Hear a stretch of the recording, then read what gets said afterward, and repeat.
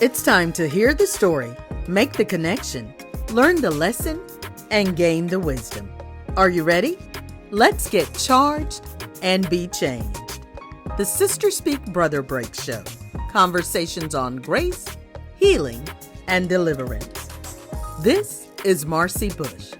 Come on, let's journey together. Hello, and thank you for joining us for the Sister Speak Brother Break Show. Today, as I always say, I have a special guest with me, but I always mean it. This guest is my niece. Her name is Tekia Pope, and she is with us today because she's going to tell us some things that went on during her pregnancy and that went on with her second child. Maybe some other stuff will be added in there in between, but I know that her testimony is going to help you. So I really do want you to give it your full attention. It may not be about this thing that you need it for, but I believe that something that's said is going to speak to you. So we thank you for joining us, Tekia. Thank you for having me. So I guess we'll kind of start at the beginning. I know, so you have two beautiful children. Yes, two boys. Yes, and their names are? Kevin is my oldest, and then my youngest is Karter. Okay. And so with Kevin, when it came to your pregnancy or whatever, was it a normal pregnancy? Did anything happen out of the ordinary? It was normal up until probably the time for me to deliver, and he was a big boy. Okay. He had a big head. Okay. But otherwise, my pregnancy was normal. I didn't have any issues, any complications. I actually went past my due date, so I had no issues at all. It was normal pregnancy. Okay. And then came Karter. And so tell me where things kind of started to get iffy or things started to change, because it started out as a normal pregnancy, correct? So it did start out as a normal pregnancy. The only issue I was having was I was already dealing with an elevated blood sugar. I wasn't a diabetic, but my OB is a very proactive doctor. Okay. So she sent me to a maternal fetal medicine doctor who started monitoring me probably about maybe like 16 weeks. Okay. Maybe a little bit before that. And so those appointments would entail ultrasounds and blood work. And towards about the 19 weeks, maybe 20, I went for an appointment.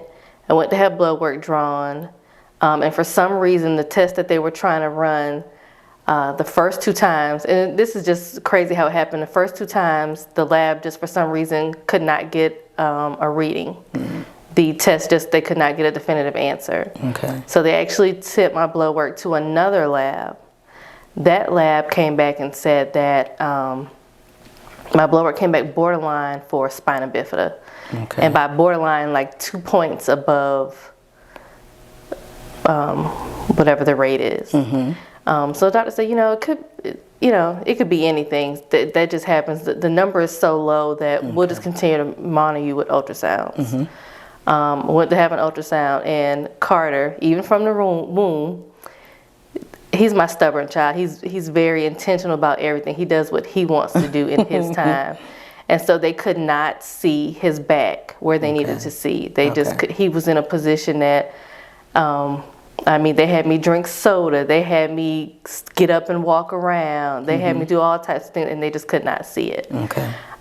So I went back for another appointment at 24 weeks, and it was a crazy day, a crazy appointment, because my mom was in town.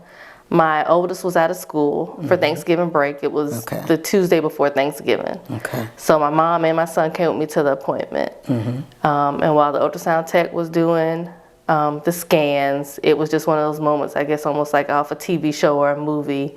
I just knew something wasn't right. She was just taking a really long time. Okay. And she went and got the doctor. The doctor came in, and they're both looking at the screens, and at that point I just knew something wasn't right. And she told me there in the room, she said, looks like there's it looks like the baby has spina bifida. It looks like there's a sac on his lower back. Okay, because I was going to say, tell us what spina bifida is. So what spina bifida is, it's a neural tube defect.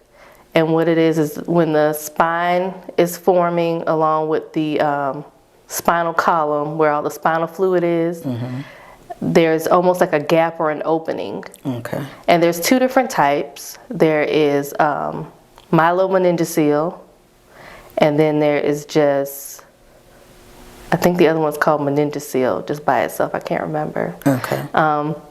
Karter has myelomeningocele. That's the type of defect he had. And that one is where it's not just fluid in that sac that forms, there's also nerves. Okay. So imagine your spine goes straight down. His spine came and there was a gap, a hump just like that, you could basically say.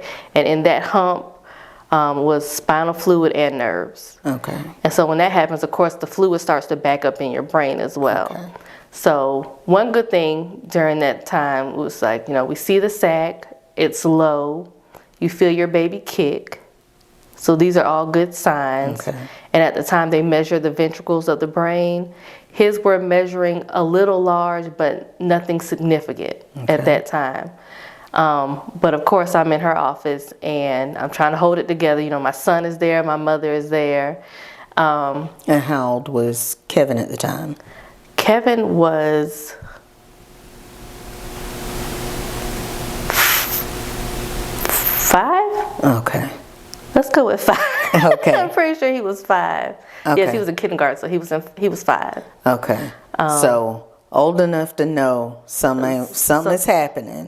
When like a 2 or 3 year old just running around. Right. Okay. He could tell his mommy was upset. Yes. Because I even heard him ask my mom, what's wrong with mommy. So he knew something was wrong. And so I'm trying to hold it together.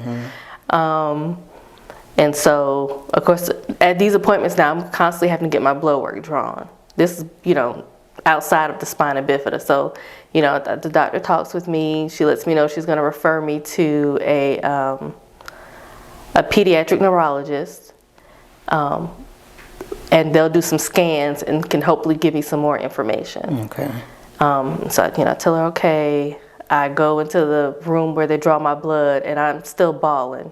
She comes in the room, she gives me a hug, and she tells me, everything's gonna be okay. She was like, you just enjoy your holiday. We'll work this out. It'll all be okay.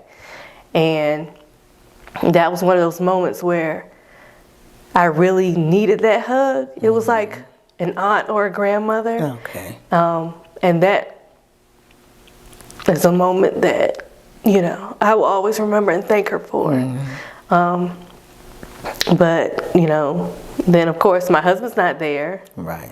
So he's calling me and I'm not answering his calls because I don't know how to tell. He's at work and I don't know how to say, yeah, I just went to the doctor and they're saying our baby has a birth defect. Right. So after about probably 2 hours of me dodging his calls, I finally answer. And he's like, what are y'all doing? What's going on? And I'm like, oh, we went to get something to eat. He's like, well, how was your appointment? I was like, it was okay, but, I'll tell you about it later. Okay. And he wants to know what's going on. So I kind of just say, they said the baby has spina bifida. And, he gets quiet. And I'm like, I don't know what else to tell you right now. And so that was what a lot of people in the spina bifida community call D-Day or Diagnosis Day. Okay. It was the beginning for us, the beginning of our journey with Karter. Yes. Now, did you know before that part of the journey, did you have any knowledge of what spina bifida? I know a lot of us hear about it. We hear of it, but we don't really have knowledge of what it is. Were you aware of what it entailed? Not at all. I knew it was a birth defect. Okay. I knew it affected the spine, but that was honestly all I knew. Okay. And of course, I started doing the one thing they tell you not to do. Google. Google, and I went down the Google rabbit hole. Yeah.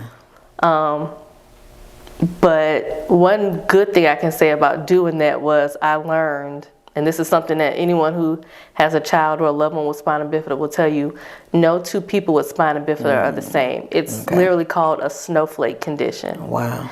And that every snowflake is different. So there can be a child who has, could be the same gender, age, race as Karter, have his defect in the same exact spot, and still have completely different issues. Okay. And so that kind of made it difficult to because the first thing you want to know is what to expect. What am I going to have to do for my child? What am I going to have to, our lives are about to change, not just mine or my husband's, but also my, at the time, 5-year-old. Right. So that in itself was a lot to take in. And at this point, I'm halfway through my pregnancy. So it's not a lot of time to prepare for what's going to happen or what's going to go on. Right. Did you have a lot of what if? I know I'm guilty of a lot of what ifs. I had all the what ifs. Okay. What will we need? Will we be able to stay in this house? Will we have to get another car? Will Karter be in a wheel? Like, how much assistance will he need? Will I have to quit my job and stay home and take care of him? Well, I have to, it all runs, and I am a planner. Okay. I like to know A, B, C, D. And at that, I didn't, it was definitely a learning experience for me. Okay. Because it definitely took me somewhere I never thought I would have to go. It, not just emotionally, but physically. Okay. Because the doctor's appointments, of course, I was constantly going to the doctor at that point, getting scans, I had to get an MRI while I was pregnant, which I didn't, I don't like getting MRIs when I'm not pregnant. Right. So that in itself, but in the end, I was doing it all, everything I could do for him. Yes. Whatever I needed to do so we could know as much as possible before he was born. Right.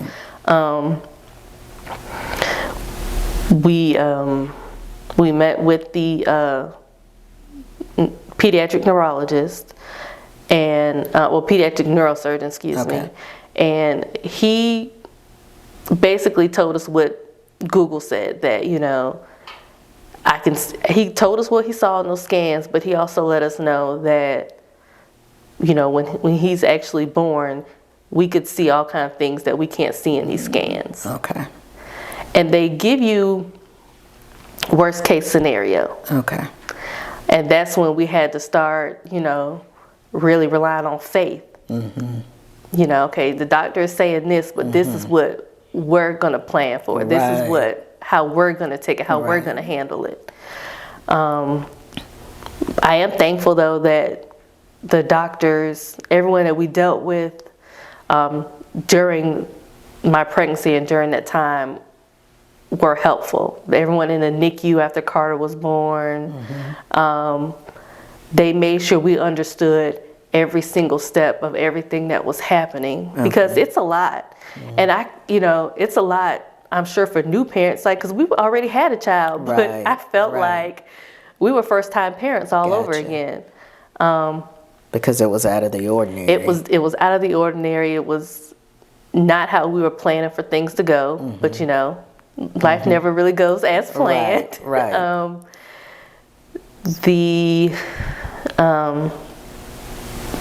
The rest of my pregnancy, pretty much after that, was uneventful until about 37 weeks.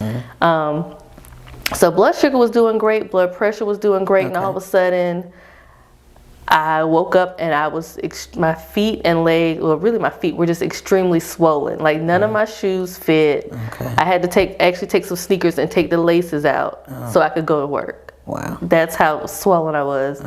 And I sent my OB a message, and I was like, I'm really swollen. And so she was like, okay, instead of you coming, this I think was a Wednesday, she was like, come tomorrow, which was a Tuesday. So I went to that appointment, and you get your vitals taken, and they send you back out to the waiting room where I got my vitals taken. Well, the nurse took my blood pressure, and then she asked another nurse to come over and take it again. And she was like, did you get what I got? And she was like, yeah. And I'm like, okay, well, what's going on? What are we getting? Right. And she's like, okay, you can go back out to the waiting room. Well, before I could sit down, I hear my OB's nurse calling my name. And she was like, what are you doing? Girl, what's going on? And I was like, what do you mean? She was like, your blood pressure is 200/99. And she's taking me down the hallway to where the exam rooms are. Before we could turn the corner, my doctor's coming up the hall. Okay. And she was like, no, you need to go to the hospital. She was like, I'm going to call your other doctor. This is the maternal fetal medicine doctor. She's like, I'm going to call the other doctor, let her know I'm sending you to the hospital. She was like, don't go get anything to eat. Don't go home. Don't stop anywhere. Okay. Go straight to the hospital. Okay. So I had Were you by yourself? I was by myself. Okay. Because I went to work and I was like, I'm just going to run up here real quick so they can see what's going on with my feet. I'll be right back. Literally, and I shouldn't have said, I said, I'll be right back. Okay. I went to the hospital, had to stay overnight. They put me on some medication, and I was able to go home. They said, stay home tomorrow. You can go back to work on Friday. Okay. Because they let me out on Wednesday, so yeah, stay home tomorrow. You can go back to work on Friday. I was like, okay, I'm on this blood pressure pill. I took it that Thursday. Numbers looked good because I had to start taking it myself at home. Numbers looked good. Went to work Friday. And I did get nervous, so I started showing people like, hey, this is what you need to do. But honestly, I was supposed to have 3 more weeks. Okay. I had a scheduled C-section. And I think this is what's so funny about it is, I was like, no, I'm having my baby on March 5th. That's when my C-section is. So Okay. no bag was packed, no Okay. room was ready because I wasn't having my baby till March 5th. Because you are in charge. Yeah, because this is how it's going to go. I can't control the spina bifida situation, but I know my baby's I'm having a C-section. This is what's happening on that day. That's when everything is planned. Friday was normal. We went to the Black Panther came out. We're a big Marvel family. Okay. So we went and took our oldest to see it. I was, fine. The next day, I took my blood pressure and it came back kind of high. And I was like, well, I texted my friend who's a PA and I was like, hey, my blood pressure is whatever it was. It was like 100 over something. 100 something over 100 probably. It was high. And she was like, yeah, I think you should call your doctor. So I called the doctor and she is a very hands-on. So you don't get an answering service. She's answering. I'm talking to her. Okay. And she's like, so we take a half of one of my blood pressure pills and lay down on my left side and take it and call her back. Well, it wasn't coming down. She was like, okay, yeah, I want you to go back to the hospital. Okay.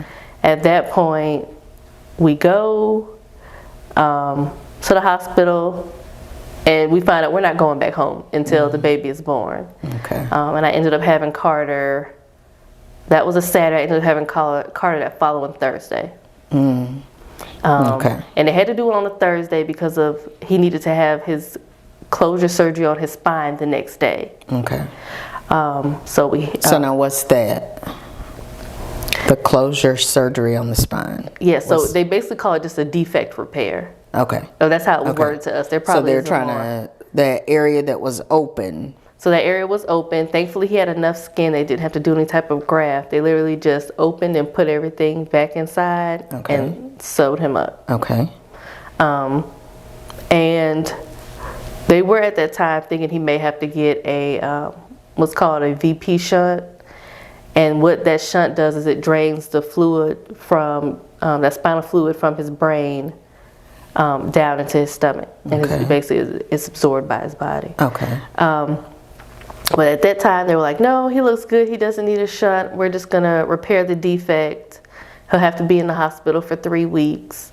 And then we'll, continue to monitor him. So everything was going good. He was about a month old when, and actually, let me rewind it back. Karter, we call Karter our spina bifida warrior. Karter was supposed to be in the NICU for 3 weeks. He was only there for 1. They put him out. He did not need to be there. So they let him come home. When he was about a month old, the fluid was continuing to back up on his brain, so they decided to go ahead and do the shunt. And that was nerve wracking, because here my baby's a month old. He's not even 6 weeks old. He hasn't even had shots yet, and he's having to have literal brain surgery. Yeah. But we prayed about it. He went and had his procedure. Came through it with flying colors, and after that we just started focusing on his physical therapy. He had to have another little surgery in between there. When he was 3 months old, he had a hernia. He had to get a hernia repair. And so at this point, he's not even 6 months, and he's had 3 surgeries. But nothing was phasing him. Okay. We started working with physical therapists, because it does affect, spina bifida does affect the children physically. So we weren't sure if Karter was going to be able to walk, if he was going to be able to crawl. But we were lucky that she was able to come work with him in our home. Okay. Karter did start crawling and sitting up, and then I always laugh about it. He was standing and holding on and walking, so the physical therapist brought a walker. Okay. He didn't even have the walker a week, and he started just taking steps without it. Okay. So she packed up the walker and took it back. Okay. And so he started walking he's probably about 18 months when he started walking, and he has not slowed down since. We are so blessed and grateful, because there's a lot of children who have spina bifida, and their defect not as severe as Karter's, who have to use crutches, have to use walkers, are in wheelchairs, have had to have hip surgeries. And, we know, Karter's journey with spina bifida, we're just getting started, really. So we know there may be different things that we may have to face later on, but he just continues to show us just how nothing stops him. Yes. He had to have, at the beginning of the pandemic, it was March of 2020. I went to get him up for daycare, and I noticed where his shunt is, there was like a sink in the shunt. And it was just, I was like, why is it dipped in like that? And I called my husband in the room, and he looked at it, and he was like, I was like, this isn't right. So we called the neurosurgery team at AU Health, or Children's Hospital of Georgia. And of course they got Karter in that same day, did an MRI, and it was like, it looks like his shunt is starting to malfunction. How you caught that, we don't know. Okay. He had the surgery, and they literally, had just pretty much got clogged off. The doctor said had he not done that surgery that day, Karter probably would have gotten really, really sick within like the next 24 hours, because that's how clogged off it was. Wow. But he had that surgery, brain surgery, and that afternoon when he woke up from the anesthesia, he was like, "Hi, mommy." It's just like the way he bounces back sometimes, just it continues to amaze us. And I know it's nothing but God that he has gotten and has done so much. Yes. And one of my aunts, she always likes to say, "Who's going to tell Karter he has spina bifida?" Right. Because to him, he can do everything or anything anyone else does. Nothing stops. If he sees this person do it, I'm going to try it too. I'm going to climb this wall. I'm going to, it definitely, his testimony is definitely also our testimony. Yes. Because when I see him do, sometimes you have to remind yourself, like, look what how many, he's had at this point, oh gosh, 1, 2, 3, 4, 5 or 6 surgeries, countless medical procedures, and some people go their whole life and never have one surgery. So he's definitely my little warrior. He's amazing. Yes. Karter's being healed.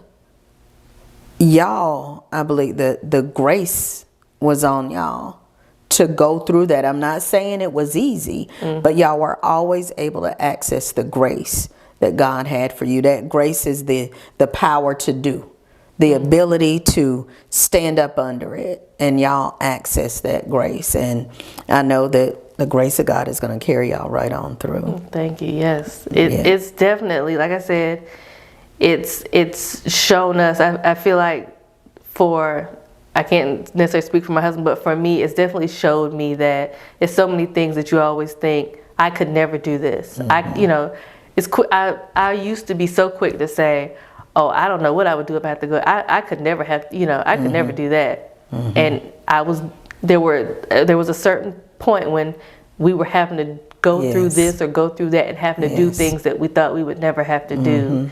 And it definitely showed me, not just how strong our little family is, but just our extended family, friends, our village.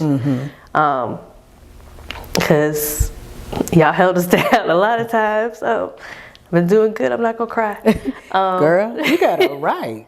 Honey, this is your testimony. I know, but once I get started, I might not stop.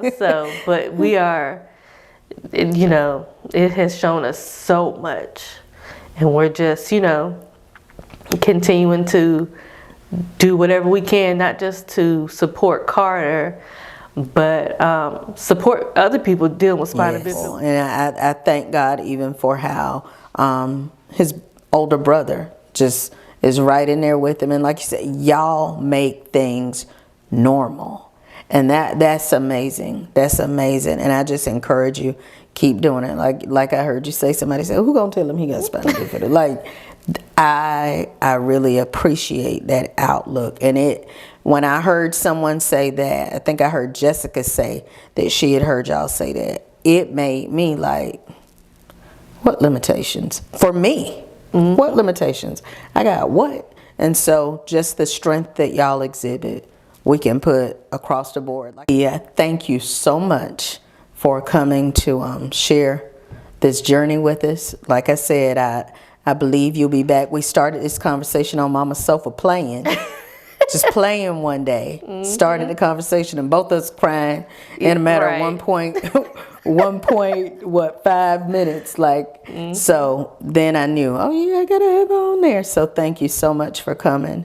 I'm sure we'll be seeing your face again.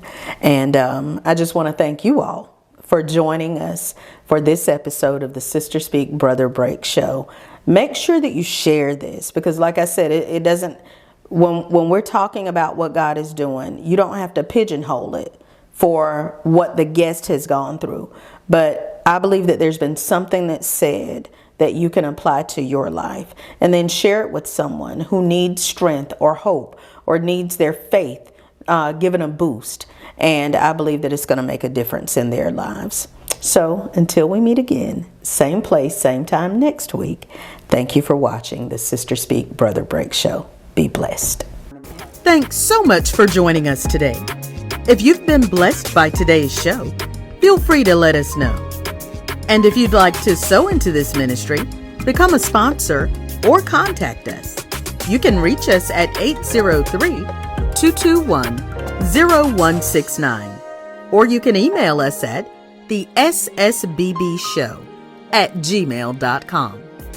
Let's continue this journey together.